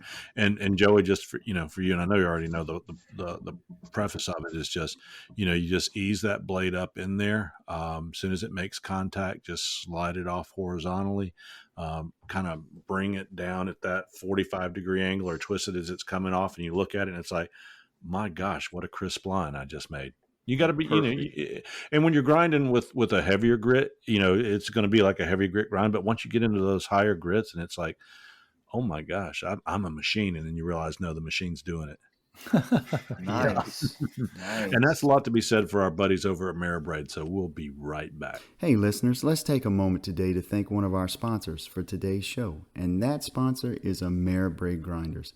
Erick and Kevin over at Marabraid have sold thousands of these grinders, and they are super nice guys, and their customer service is excellent. I would know. I've been personally using their 2x72 grinder now for 2 years, and it has changed my knife making to a whole new level.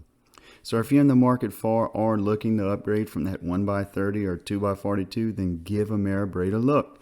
There you'll find they have 3 packages of grinders to offer. They have a mastery package, a foundations package, and a get grinding package, in which all of them come at different price points. So I'm sure you'll find something that'll suit your needs as a knife maker.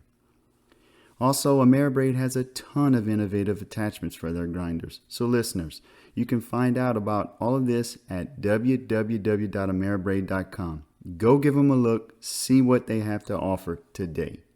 And now, back to the show. All right, welcome back. And I tell you what, if you are interested, go out there and look at those new tilt tables that Marabraid's out there selling, and check them out on Instagram and Facebook, and see a lot of the things that they're doing. They're putting out some great videos every day. That is a good group of guys, and there's a lot of great grinders out there. But I tell you what, customer service and what they produce is, I'm going to say it's second to none. I talked to a friend of mine that has a Broadbeck, and when I said I've got a Marabraid, he says, I knew you were going to. He says, well, no, I said I've got a Marabraid, and the reason I bought it is because, number one, it's a solid machine that I saw at the show. But I tell you what, that stand that comes with it, he goes, I knew you were going to say that. Yeah. You cannot beat that stand. It's not just a stand; it's a stand that makes that machine fully functional at all different types of angles and everything. Marc, you agree with that? I do. I have it. It's great. Mhm. In fact, what I know.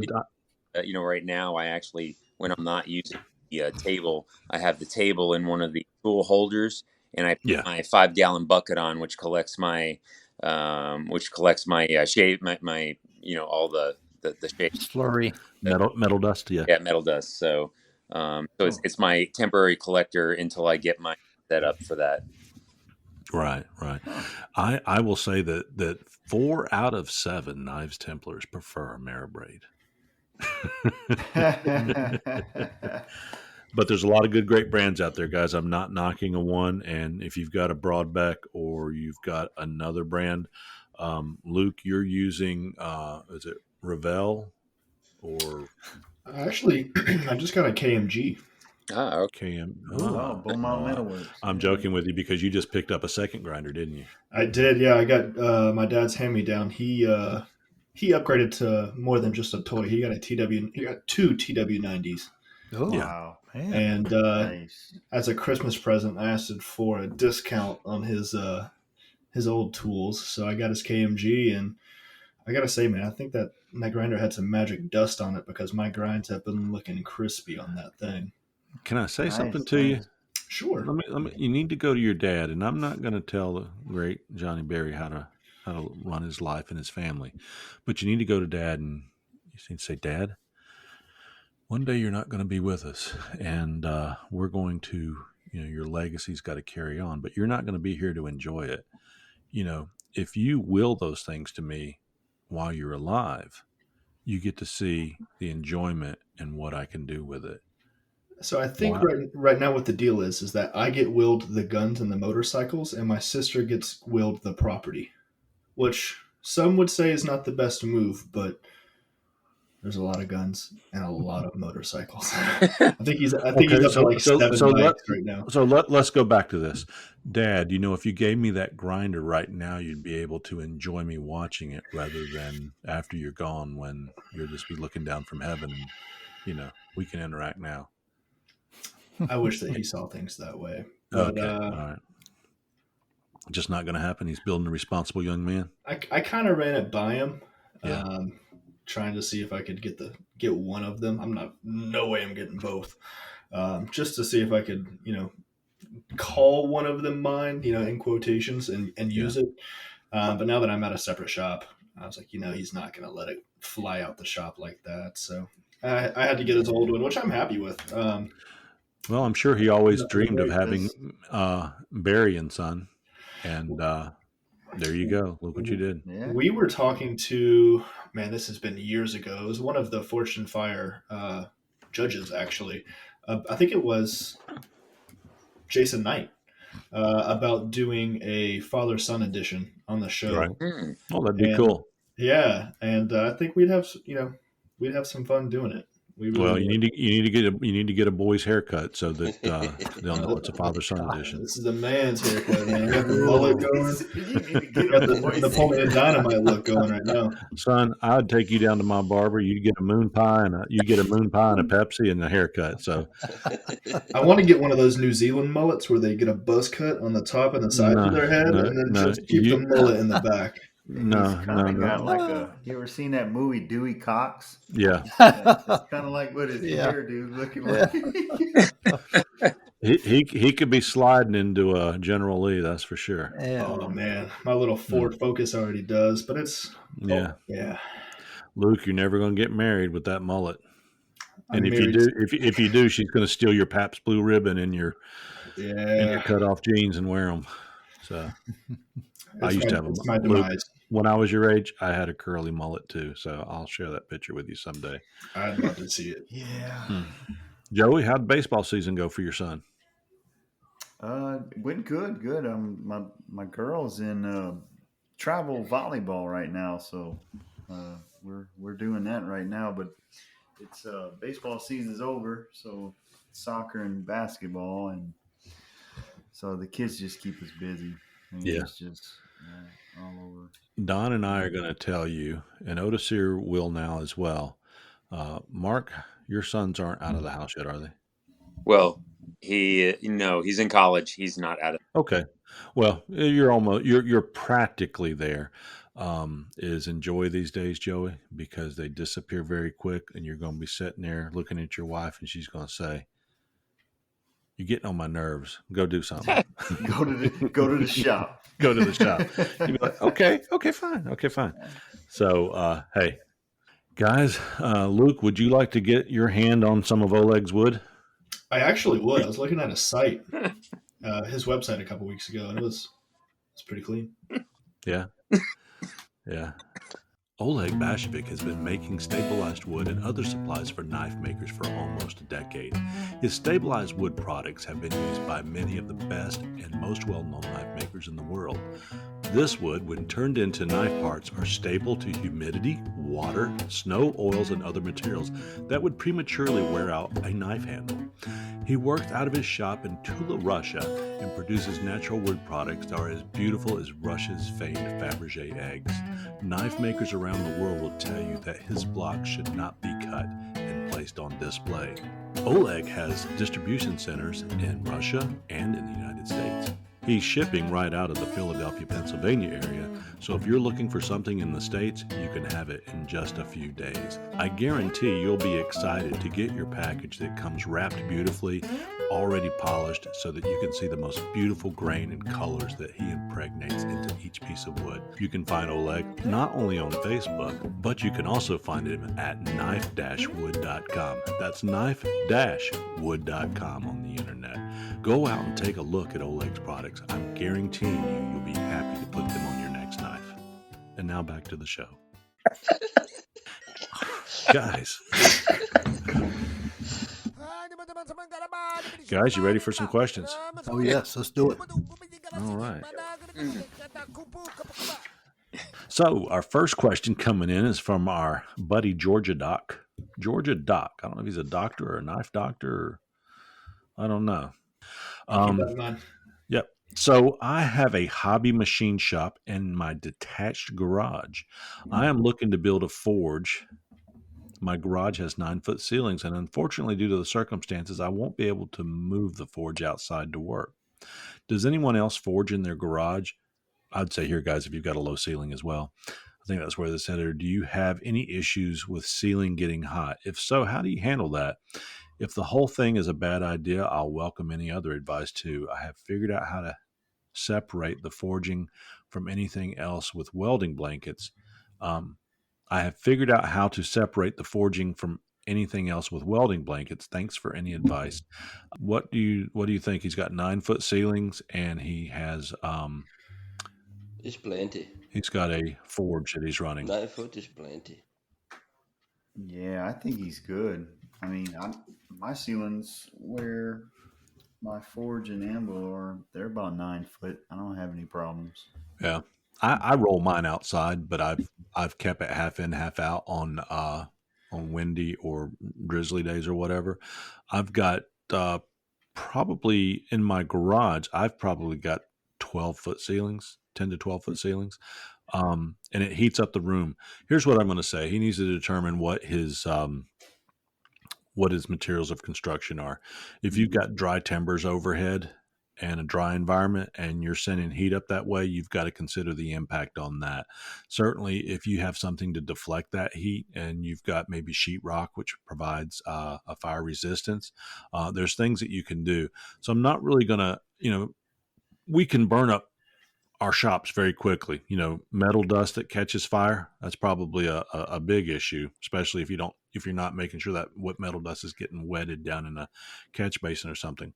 But we're talking about a forge here. I'm going to say you need to determine certainly what your materials or construction are above you, how it deflects the heat, are you using any fan to blow that heat off, and this, that, and the other, and just go from there. I'm not going to provide any technical yeses or nos. It's really going to come down to materials of construction. I've got a sheetrock ceiling in my garage. It happens to be 10, 12 feet high. I don't have any issues with it. Never measured any issues with it. So I would just go from there. It's going to be a personal decision. I don't want to be responsible for somebody burning their shop down. And make sure you have good fires. My ceiling's metal. So with metal purlings. Yeah. What about you, Luke? You don't use a forge; you use ovens. Well, no, I've been using a forge a lot more lately since I have my press, but it's mobile, so I move it outside.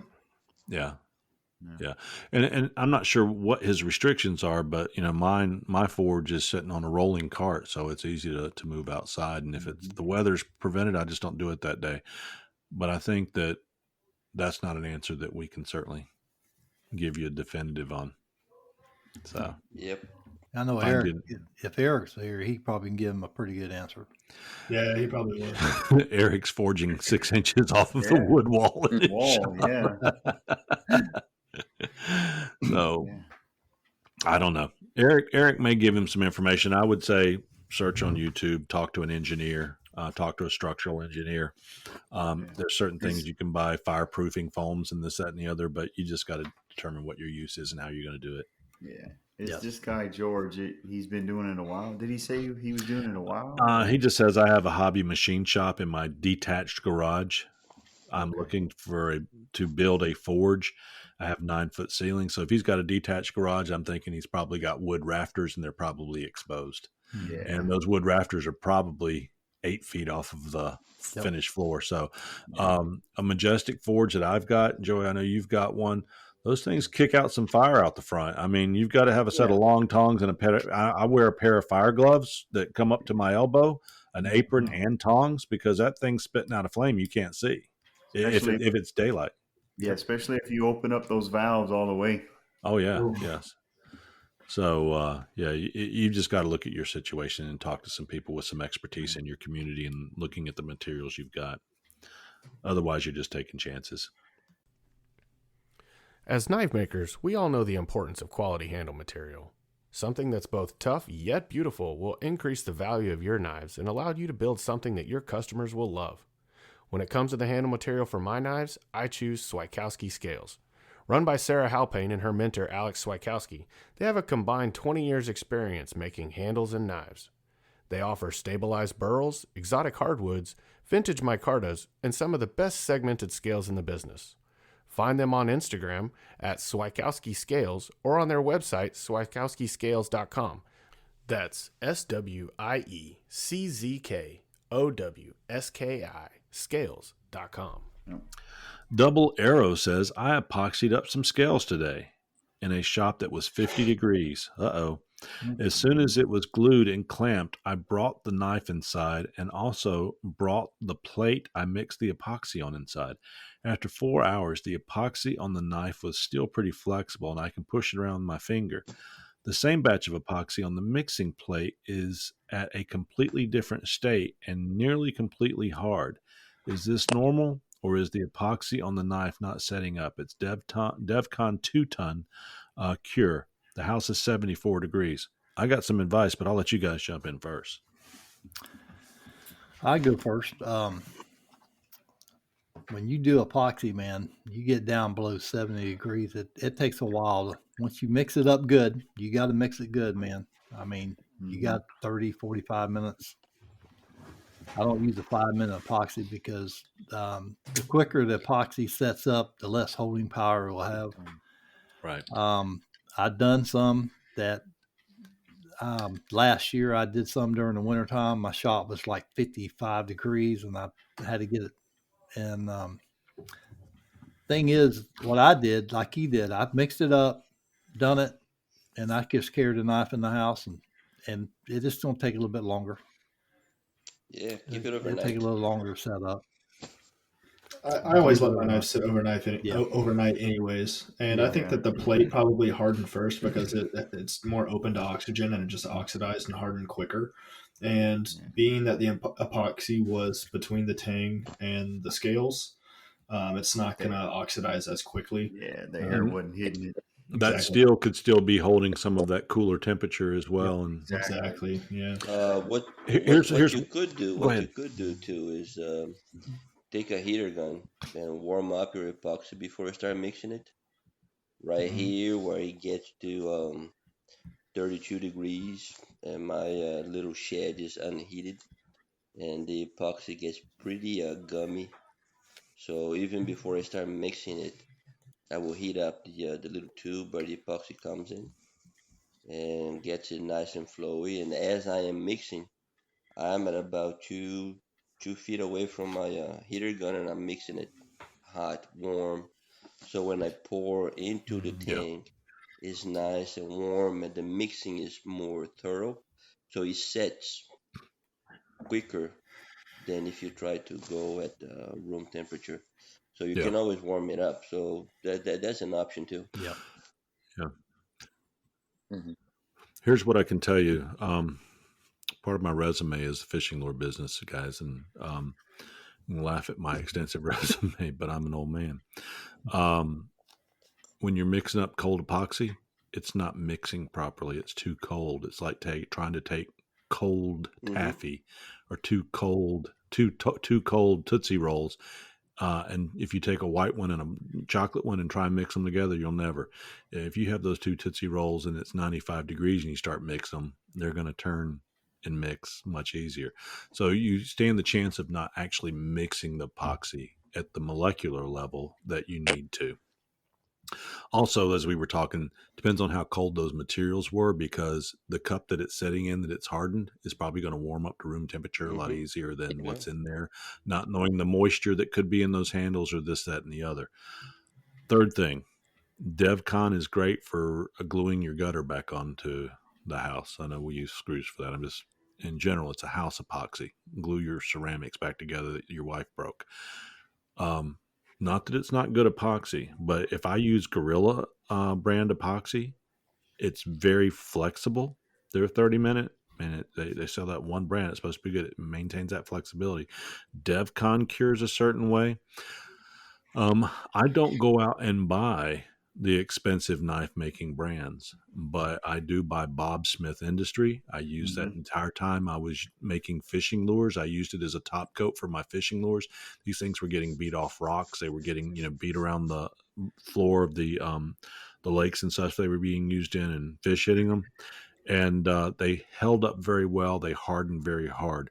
So the first thing I would do is make sure you stabilize your environment for any epoxy. But I would look for something more than your typical household epoxy. Bob Smith is one brand that I recommend. I've always had great success with, never any issues with it hardening. And then you can also go after some of the brands that are targeted towards blade makers. And I'm not sure, what are those brands, Luke? We actually carry just Bob Smith. Do you just carry Bob Smith? Okay. Yeah, Before I get and mine. we carry all of their CA products as well. Yes. And I've used a couple other different brands. G Flex is kind of one of the known epoxy brands in the community, and it's kind of one of the standards. But I'll tell you, man, Bob Smith, I've never had a single issue with it. I've done a bunch of like tests on it where I'd epoxy a piece of paper or a piece of cardboard and like do a full 360-degree bend, and it holds. It doesn't break. It doesn't rip. So I'm confident in it. I put it on my products. I put my stamp of approval for Bob You Smith. put that schnitt all over everything? I do, man, except for my fingers, because I've had to peel it off before, and it's Well, not fun. I know something about that too, Luke. If you ever read on that bottle, it says mix 70 degrees and above. Oh yeah, I've seen that as well. And mixed thoroughly. Yeah. On my glue up days, I'm gluing up basically in a garage. I turn on the heater so it's not heated in there, and I bring it up to a nice warmer temperature just so that it has the optimal curing conditions. Yes. Right. Just to ensure a good seal. There you go. That's the advice we have on that. Good question. Guys, you got a little bit of time for our knife making main course tonight? Yeah, let's do it. Sure. All right. Well, let's take a moment. Looking for a brand new or used firearm in or around Hartselle, Alabama? Head on down to Byford's Gun Shop and explore their latest offers and deals. On top of a great selection of high quality and affordable firearms to fit your needs, their staff will have you driving away with a smile. Byford's is a third generation business that has been serving customers since 1971. Started by Joe and his father Ernest, the business continues to prosper well into the 21st century with Jeff Byford's knowledge and leadership. With brands like Benelli, Clock, Sig Sauer, and many others, you won't go wrong. Also check out their large selection of AR-15s and hunting rifles in many calibers. Byford's carries ammunition, special installation service, knives, accessories, transfers, and customer service that's second to none. Stop in and see them at 510 Main Street West in Hartselle, Alabama, or like them on Facebook at Byford's Gun Shop. Their team can be reached at 256-778-3111. That's Byford's Gun Shop, where they go the extra mile to satisfy your shopping experience. Head on over today. They'll be waiting for you with friendly faces. All right, so guys, welcome back to the main course for tonight, and the team here have picked a wonderful subject, and that subject is how to stabilize wood. I know a lot of guys are going out and buying Oleg's wood. They're buying stabilized products with Sarah. Some people are going to other vendors. I know that over at Pops you can get stabilized wood. So we've all got our favorite vendor out there. But why don't you become your own favorite vendor sometime and try some stabilization? So Don and Joey, I figured you were our resident experts on stabilizing, so I'd turn that over to you tonight. Take off. Yeah, man. Go ahead, Joey. You probably do it better than I do. Yeah, well, so I got a Turntex chamber. It's a 6-inch diameter. I think it's 6 inches by 16 or 18. Yep. And I got a JB Industries vacuum pump. Oh yeah. And got some of that cactus juice. Oh yeah. From Turntex. And there's other products out there, but I went with that Turntex because very notable company. The guy, I can't think, his name doesn't come to me. Do you know his name? Curtis Seebeck. Yeah, Curtis Seebeck. Curtis Seebeck. Yeah. Mr. Curtis, very knowledgeable about this. He makes the chambers. And so I went ahead and purchased one from him. But you basically... You fill the chamber up with your cactus juice and cut up, you can cut up some wood that you've been having drying for a while. And once you do that, you can stick it in the chamber and start to pull a vacuum on it. And it comes with the chamber comes with a tube that connects to the vacuum pump. So, and you start pulling on it, and it has a gauge and everything. You'll start to see what you're actually pulling on it. But what it's doing is it starts pulling all the air out of the wood fibers.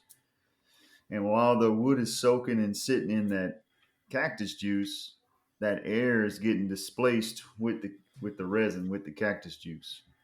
And so you'll pull on it until you don't see any more air bubbles. And that could be 24 hours. That could be 12 hours. That could be however long it takes. Mm-hmm. And one thing I noticed, though, the longer you go pulling a vacuum on it, and depending on how much moisture is in the wood. Yep. But normally you want to try to do it when there's less than, I believe I've always been told 10% moisture content in the wood. Maybe Don can talk about some of that, but so normally any kind of wood you want to stabilize, you need to be at least under that.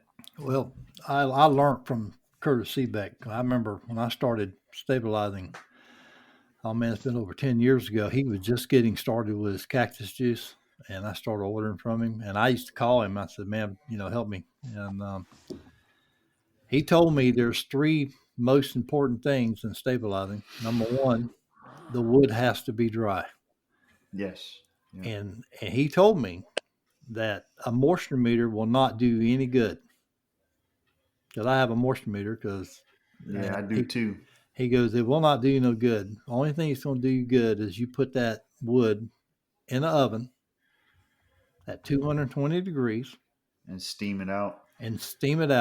You weigh the wood. You want to weigh the wood first. See what the weight is, and you keep it in the oven until it doesn't lose any more weight. And so the second important thing is you got to get all the moisture out, because that moisture will block that cactus juice from going through the fibers. Yeah. Because a tree is really billions of straws. That's what it is, like straws.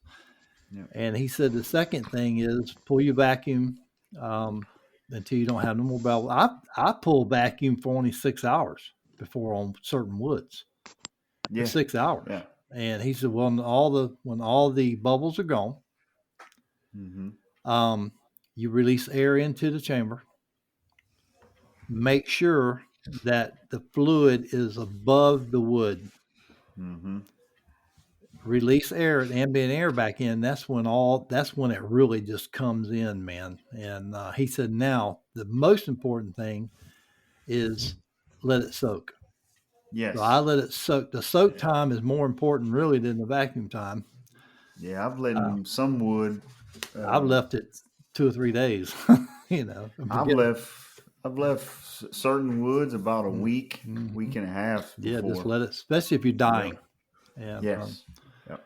Well, what if you die before the wood is finished? Who's gonna come back and finish it? Normally, what I've done in the past is I'll die. You'll take the dye and you'll fill up with these little quart size. But do they wait till like after the funeral, or do they have? Can they wait till after the funeral? You wait. Yeah. But. Yeah. So it's not going to have any effect on it if you're dead in the wake and they put you in the ground, you come back a week later, it's not going to have any negative impact on the wood. Even better. Because I'm coming for your equipment if you die. Just so sure, you know. Come on down. I can get it. I live in Florida, brother. Joey, got you. You got you. Normally I die. Well. I think, Joey, I tell you, if you're going to get in, I had one of the guys back, David Meek's Custom Knives. He hit me up, and I'm kind of direct. He's wanting to do some stabilizing. So the main thing if you're going to buy a system, I would definitely get a 5-gallon pot. I would get a glass lid, not a big plastic. See, when I started, they didn't have the glass Pyrex lids, for them yet. But I got one that's like 1.25 inch plexiglass that they sold. And I told him, I said, go with a 5-gallon pot. And he goes, really? That big? I went, yeah. And I sent him a picture of me putting another container in that 5-gallon pot. Inside, he goes, oh, okay, I understand now, man. I said, because as the juice starts running out, you got to go to smaller containers. Because I like to use every drop I can. out of 4 gallons, I'm down to like less than a half gallon now. Well, yeah, I mean, at a gallon, that stuff's About like $100 $90 a a gallon. gallon. Yeah, it's Yeah. you just can't just pour it out, and it goes bad after about a year anyway once you mix it. So it has a shelf life of once you mix the AB solution, of 1 year. Yeah. So is stabilizing wood just something just about anybody can get into? Yeah, I believe so. I mean, if you're pretty handy and what kind of budget? What type of budget are we looking at if somebody wants to get started? So there's other chambers. I mean, I bought a 6-inch diameter chamber. There's a 4-inch chamber, and I would say anywhere from $200 to $400. Yeah. Somewhere around there. That's with the pump and the chamber and the juice to get you started. So it's going to give you the opportunity to start getting into some of those spalted woods, or those woods that that are softer, that are maybe starting to rot but have a really beautiful pattern in them, or just a beautiful piece of hardwood that you want to stabilize so it's good for the ages. Yep. So there you have it, guys. If you where would you get your products at? Where would we tell people to go look?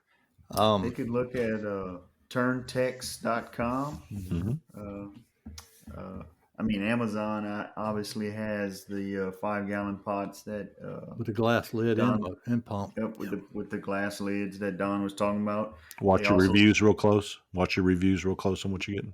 Yep, and also they also sell the cactus juice. Yep. So Amazon, or you can just go. Honestly, Mr. Curtis is a very nice guy. He'll get on the phone with you and talk to you. Yeah. You can call him. Yeah, I love being able to call those small manufacturers in this knife making community and talk, phone to phone with them real quick. That's very nice. Like Luke Berry over at Pop's Knife Supplies. Matter of fact, McKenna called me at work this week, and she said, "Hey, Chip, somebody, I don't remember who it was, is back here cutting up 8670. Do you need a special order? I think it's like we've got a special order for you." And I'm like, "No," I said, "I'm full on it, but so I don't need anything." And she was polite, and we got off the phone after talking a few minutes, because she's the nicest person in the world. But I will tell you that to call you and tell you they're cutting steel, would you like something special? Man, you can't beat that service. That's wonderful. And not just Pops. There's lots of small companies out there that provide this kind of services. Yeah. So I got a question. Yeah. So Luke, if I call Pops, they'll special cut me whatever size 8670 I want. Yeah, as long as I approve it, Joey. Oh, okay. So it's got to get approved through Chip first. Luke, you've got an open approval to do anything for Joey that he asks on special cuts for steel. I got my pen and paper here. What size are you looking for? I appreciate that. I think we're placing an order here in the next couple of days for 8670, and we do special orders all the time. Okay. All right. Well, we'll catch that on the after show, and you can take all of our orders. There we go. Got time for another question, guys? Sure. Go ahead. Yeah, why not? All right. This one is from Steve, and Steve says, "I'm thinking of making myself some quench plates. A couple of questions. How big should they be? What should they be made of? Do you leave the foil on while quenching, or do you have to take the knife out of the foil first?" He's talking about some stainless steel, so I'm not going to go there first. Go ahead, Joey. So I have some aluminum quench plates. They're 4 inches wide by 14 inches long. And yes, if you do stainless, you can leave it in the fall and air quench it in between the plates. Mm-hmm. Yes. Now, did you build your quench plate? I bought some stock aluminum, and I went to a machine shop, had them cut it, and then had them precision ground it, so it's perfectly flat on the two sides where I stick the knife in. Gotcha. I did something very similar but different. I purchased the clamp that you can buy from Harbor Freight that you can put on a 2x4. Creates a wood clamp, You know what I'm talking about? Oh yeah. The Irwin. Yeah, the Irwin. That was exactly it. And it's got places in the top on both sides of it, of the clamping surface, where you can drive either screws for wood or He dialed metal out. screws for Like, metal. So I went out and bought. Chip, come back to us, buddy. I never lost you guys. Have you guys lost me? Chippy. So a part of the question that the listener asked was what size are you using? And I guess like the best advice for that is just look at your own work and gauge that off the longest knife you make. So you guys do not hear me. Make. Yeah. My plates are, like I said, the plates are 4 inches wide by How thick are they? 14 inches. Yes, that's how thick are they, Joey? Yeah, they're 5/8. 5/8. 5/8 thick. Okay. I think the ones that I use are somewhere between 3/4 and an inch, something like that. Yeah. Yeah. Yeah, because I just got done building. I got 2 of them now with the big vise, and I went down to my guy I buy my steel from. He had 3/4 inch, and he had like 4 foot left. And I said, go ahead and cut them at 12, and I doubled them up. Now I got 1.5 inches on each side. So went ahead and done that. Got them in that big vise, you know. So I got 2 of them because when you're in the oven, It's usually time sensitive. Yeah, it's kind of like, okay, because it calls for the stainless I use calls for 30 minutes, and I really don't want to leave it in there for 36 minutes, So now I just got 2 vises and 2 pieces, and I'll tell you what, that aluminum didn't cost that much. It's only like $11 a foot. And it's 4 inches by. It was cheap. I said, you sure about this? He goes, well, you want me to charge you more? I went, nah, I'll take it. Give me all 4 feet of it. He cut it for me. And I cut it in 12s, so. But then when I bolt them, I just bolt them together, and so it's 1.5 inches. So. I have had issues in the past where, I have multiple different quench plate setups. I've had an issue where I didn't use the larger one, and I did like a big chef's knife and like my 12 to 14 inch plate, and my tang stuck out about 1 inch outside of the plate. And whenever I took it out, once it was room temp, had a nice little banana go into that thing. Oh, wow. Definitely do a check with your materials before you quench and put it in the smaller plate. Yeah. So my advice would be, if you can go bigger, because you never know what you're going to get into. So you guys can hear me now, I assume. Excellent. I don't know what happened there. I had lost my internet at the house for a moment, but what I was saying is I take those Irwin clamps, and I went out and bought some 1/2 inch thick, 4 inch wide mild steel, had it milled down, and drilled it, threaded it, attached it to those clamps. And when I pull something out of the quench tank, I throw it in there, and I leave it in there for about 1.5 minutes. Hit it with some air, and then I pull it out, and I have not had a warped knife since I installed it. So it's worked wonderful for me. That's good. Yep. Well, if you ever go to stainless, you would definitely want to move over to that aluminum. That's what I hear. Yeah. So. Aluminum, it sucks it out. Joey, you do a lot of stainless, don't you? Joey, I know. Yeah, the chef knives that I make, they're AEBL. So, you definitely that once you put that sucker in there, stoking red, that aluminum just sucks all that heat out of them, and then that air. You start hitting it with the compressed air, and right. I think that when I get off the internet tonight, or get off the podcast, I'm going to go down and ask my wife, did you happen to reset the internet in our house because Sex in the City wasn't coming in correctly on the TV? I hope that her answer is no.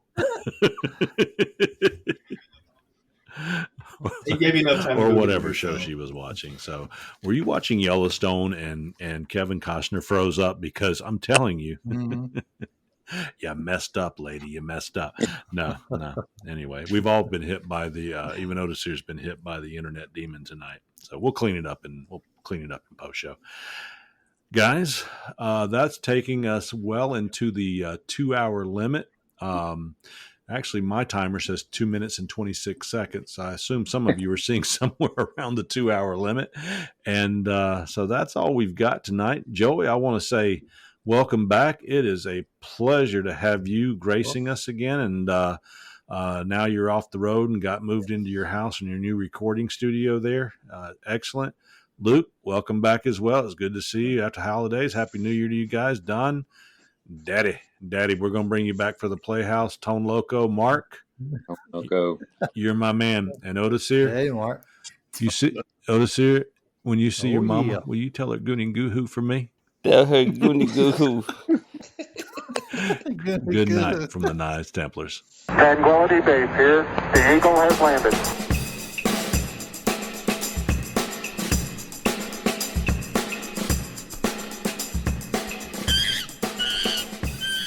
The after show.